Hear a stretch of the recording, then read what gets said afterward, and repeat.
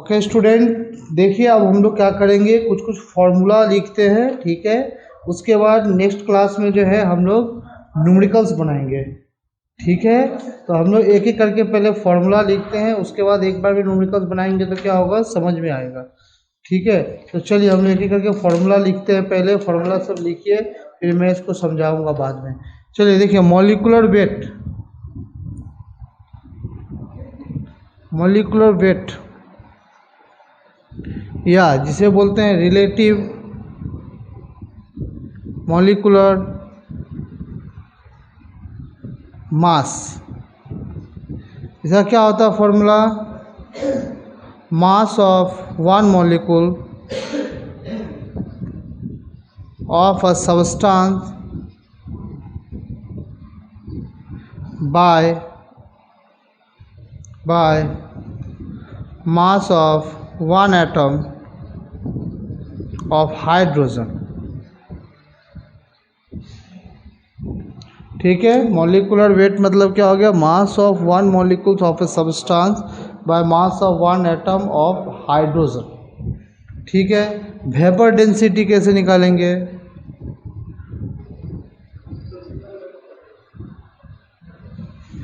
Gas का या किसी का भी, mass of a certain volume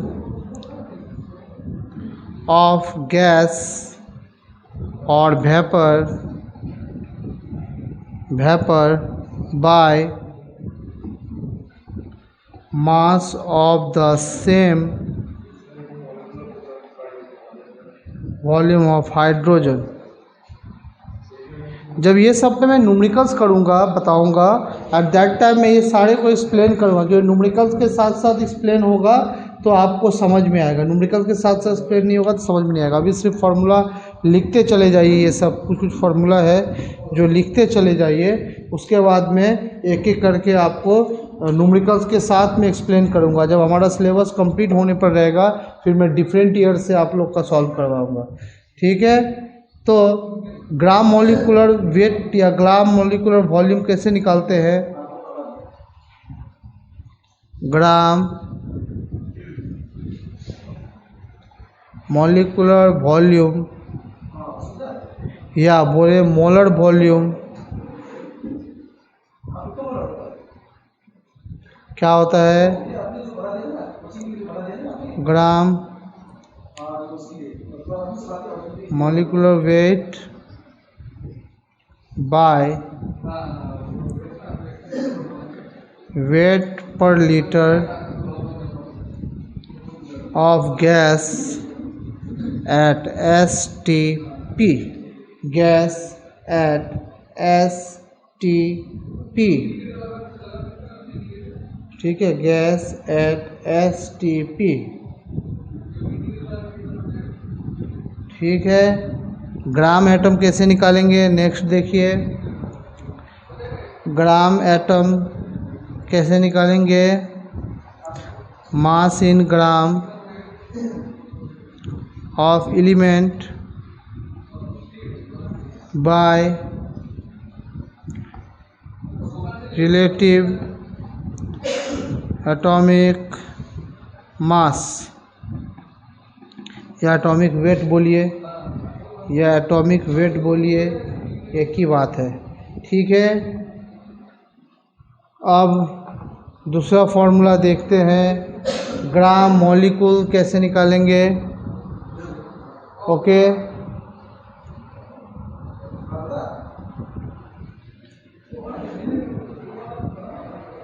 gram molecule कैसे निकालेंगे, mass in gram of substance by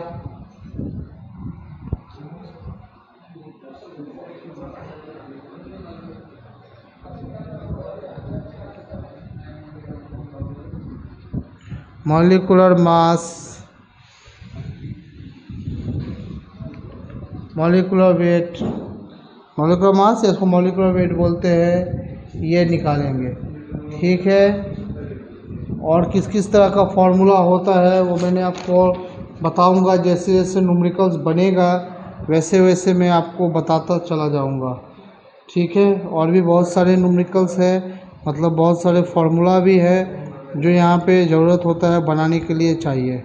ठीक है, जो बनाना पड़ेगा हम लोगों को, निकालना पड़ेगा। ठीक है, तो फ़िलहाल के लिए जो है आप इतना फार्मूला याद करिए। ठीक है, और आगे का जो फार्मूला है, कुछ कुछ फार्मूला है, ठीक है, और जैसे और भी कुछ कर लीजिए, एक दो फार्मूला और है। ठीक है, वो कर लीजिए। ग्राम मॉलिक्यूल लिखा दिया हूँ, ग्राम एटम ग्राम मॉलिक्यूल लिखा दिया हूँ। हाँ, बस इतना फार्मूला करिए। मोल का जो फार्मूला है, मोल का क्या होता है formula, mass by molecular mass, ऐसा होता है फार्मूला। Volume by 22.4 litre. तो ये सब जो फार्मूला है मैं एक ही बार लिखाऊंगा जब न्यूमेरिकल्स बताऊंगा। ठीक है, तो फिलहाल के लिए आप इतना फार्मूला सब याद कर लीजिए। याद करने के बाद अच्छे से प्रिपेयर हो जाइए। उसके बाद जब नेक्स्ट क्लास होगा केमिस्ट्री का, उसमें मैं आपको न्यूमेरिकल्स बताऊंगा, फिर एक दो टॉपिक्स और होगा, ये चैप्टर कंप्लीट हो जाएगा। ठीक है, तो आज के लिए इतने ही रखते हैं। Thank you, goodbye. Okay,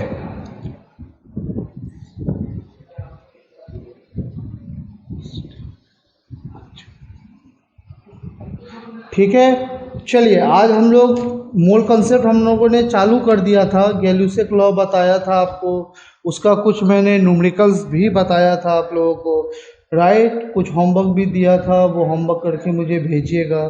ठीक है, मैं एक दो और आपको बता दे रहा हूँ न्यूमेरिकल्स, क्योंकि ये सब इम्पॉर्टेंट है। ये सब से जो है यही सब चीज़ पूछा जाता है कैसे। देखिए एक क्वेश्चन मैं बता रहा हूँ आपको। ठीक है, क्वेश्चन किस तरह से आप उसको करेंगे, देखिए क्वेश्चन क्या है, what volume of oxygen would B required to burn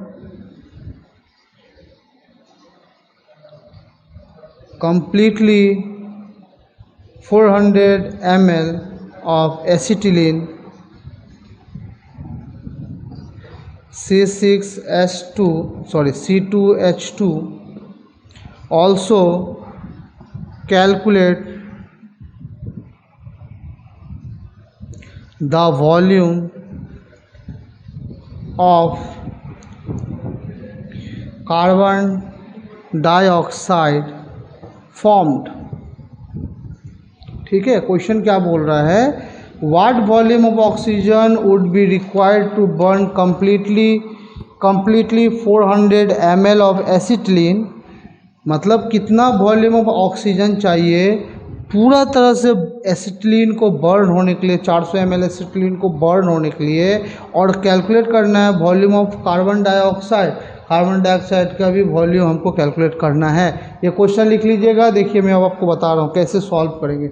सबसे पहले तो रिएक्शन लिखिए एसिटिलीन का, C2H2 रिएक्ट करता है ऑक्सीजन के साथ, तो क्या बनाएगा CO2H2O। ये रिएक्शन आप लोगों को पता होना चाहिए। अब बैलेंस कीजिए, यहाँ 2 से करेंगे, 2 to 4 कार्बन, यहाँ पे 4 कार्बन, ऑक्सीजन 5, 5 to 10, ऑक्सीजन यहाँ पे 2, 2 to 4, 4 to 8, 9, 10। बैलेंस्ड हो गया, बैलेंस करना ज़रूरी है। ठीक है, बैलेंस्ड हो गया। आपको क्वेश्चन में पूछ रहा है कि, क्वेश्चन में क्या पूछ रहा है, calculate the volume of carbon dioxide. Carbon dioxide का वॉल्यूम कितना होगा, और पूछ रहा है आपको क्या, what volume of oxygen, oxygen का भी वॉल्यूम क्या होगा। ये दोनों का वॉल्यूम क्या हो रहा है आपको पूछ रहा है। ठीक है, तो देखिए अब सबसे पहले देखिए इसका कितना वॉल्यूम है, 2 वॉल्यूम। इसका कितना वॉल्यूम है, 5 वॉल्यूम एरो। इसका कितना वॉल्यूम है, 4 वॉल्यूम। इसका कितना वॉल्यूम है, 2 वॉल्यूम। ठीक है, अब देखिए यहाँ पे आप सिंपल सा ध्यान दीजिए। ठीक है, क्वेश्चन देखिए गौर से, what volume of oxygen would be required to burn completely 400 ml of acetylene. यानी एसिटिलीन का जो 400 ml है उसको पूरा तरह से बर्न होने के लिए कितना हमें ऑक्सीजन का रिक्वायरमेंट होगा। तो एसिटिलीन कितना है, 400 ml है, क्वेश्चन में दिया हुआ है। 2 से बैलेंस्ड है, इसका मतलब क्या होगा, ये 400 कब होगा, जब इस 2 वॉल्यूम को हम 200 से मल्टीप्लाई करेंगे। यानी 400 ml होने के लिए, इसको 400 ml होने के लिए 400 ml होने के लिए 2 वॉल्यूम है ना। वॉल्यूम किस में होता है? ml में होता है, पता है ना, ml में, लीटर में, इसमें होता है।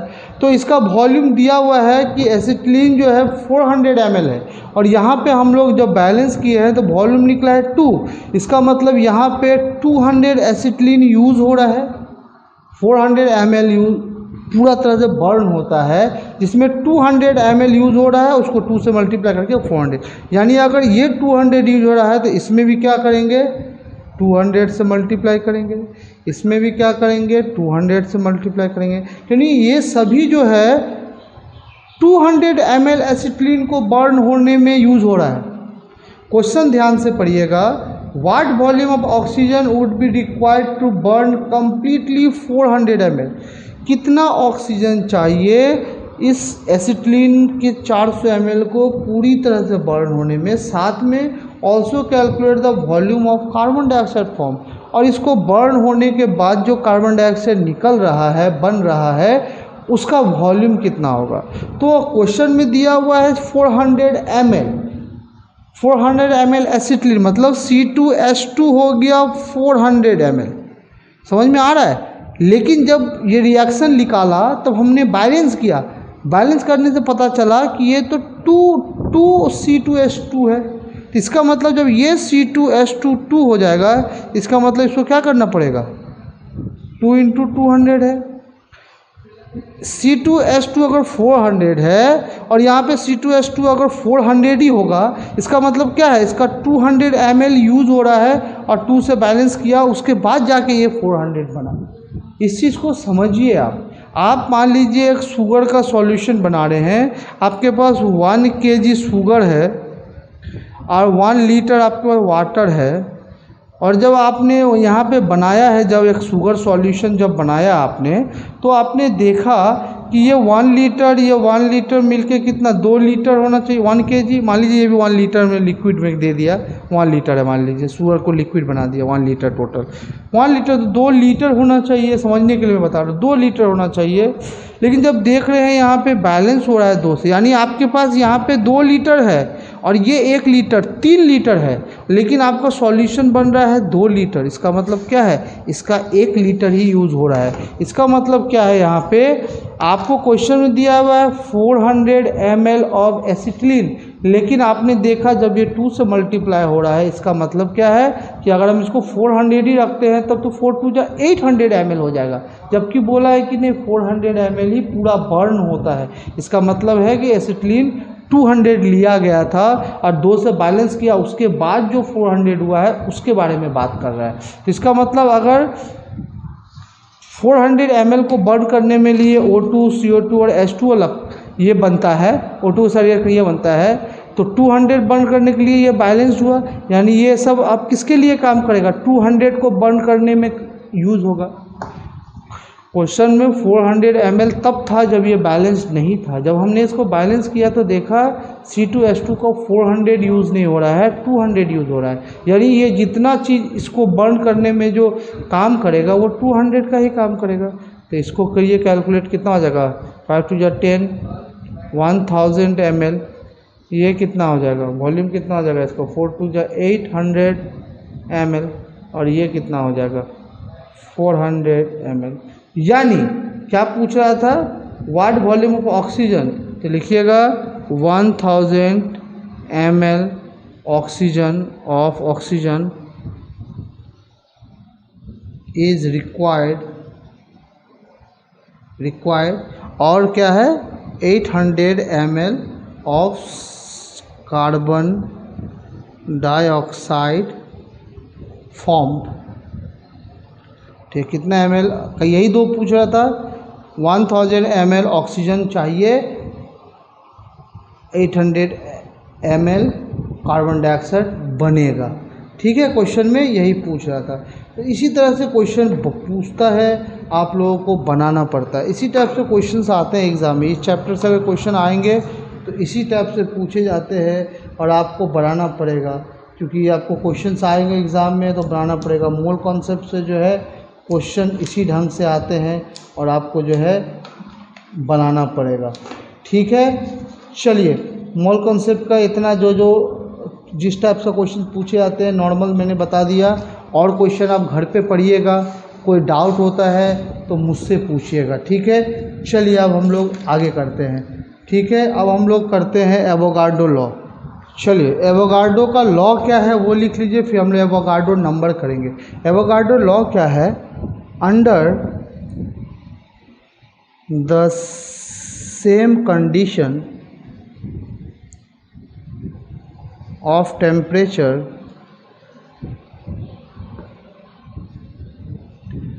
and pressure equal volume of all gases contain the same number of molecules। क्या बोल रहा है ये? Under the same condition of temperature, under the same condition of temperature and pressure equal volume of all gas, equal volume of all gas contain the same number of molecule. Equal volume of all gas, जितने भी gases वो क्या है? Equal number of molecules रखेंगे। ये होता है Avogadro law. अब एवोगाड्रो नंबर क्या होता है वो देख लीजिए। एवोगाड्रो नंबर क्या होता है, उसके वैल्यू क्या होता है वो देख लेते हैं। ये सब याद कीजिएगा, एग्ज़ाम में ये सबसे आएगा क्वेश्चन, ये सब नंबर की ज़रूरत पड़ती है। ठीक है, क्या होता है एवोगाड्रो नंबर? एवोगाड्रो नंबर को हम लोग AN भी लिख देते हैं कहीं कहीं पर, बट नहीं भी लिखे एवोगाड्रो नंबर को AN भी कहीं कहीं पे लिखते हैं, कहीं कहीं पे एवोगाड्रो नंबर को इस तरह से AN लिखते हैं। तो चलिए डायरेक्टली लिखते हैं हम लोग। एवोगाड्रो नंबर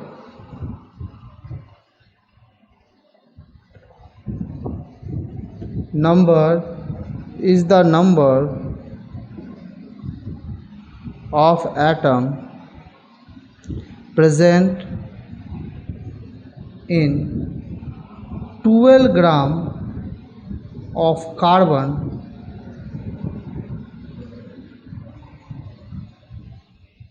ठीक है। Avogadro number is the number of atom present in 12 gram of carbon. ठीक है, इसका वैल्यू क्या होता है? एवोगाड्रो नंबर का वैल्यू क्या होता है? एवोगाड्रो नंबर, ठीक है, इसे एवोगाड्रो नंबर आप लोग दिया हुआ है Na लिखते हैं या इसको L लिखते हैं, ज़्यादा फेमस Na है। ठीक है, ये भी लिखते हैं, कहीं कहीं पे AN भी लिखते हैं। तो अपना तो आपको बुक में Na दिया हुआ था, आप और Na ही करना है, आपके सिलेबस में जो दिया हुआ करना है। Na क्या हो जाएगा?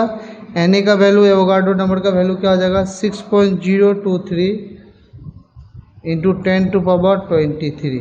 एवोगाड्रो नंबर का वैल्यू होता है 6.023 इंटू 10 टू द पावर 23। ठीक है, या आप न्यूमेरिकल्स बनाने टाइम में इसको कर देंगे 6 इंटू 10 टू पावर 23। ठीक है, न्यूमेरिकल्स के लिए। लेकिन ऐसे वैल्यू पूछेगा अगर डायरेक्ट तो वैल्यू लिखेंगे 6.023 इंटू 10 टू द पावर 23। ये एवोगाड्रो नंबर का वैल्यू होता है। ठीक है, चलिए अब हम लोग करते हैं मोल। मोल किसको बोलते हैं, उसका फॉर्मूला क्या होता है, और भी बहुत सारा चीज़ है इसमें मोल कॉन्सेप्ट में। इसमें ज़्यादातर न्यूमेरिकल बेस्ड ही है। ठीक है, तो इसको ध्यान से देखिए, जहाँ पे नहीं समझ में आएगा आप लोग पूछिएगा।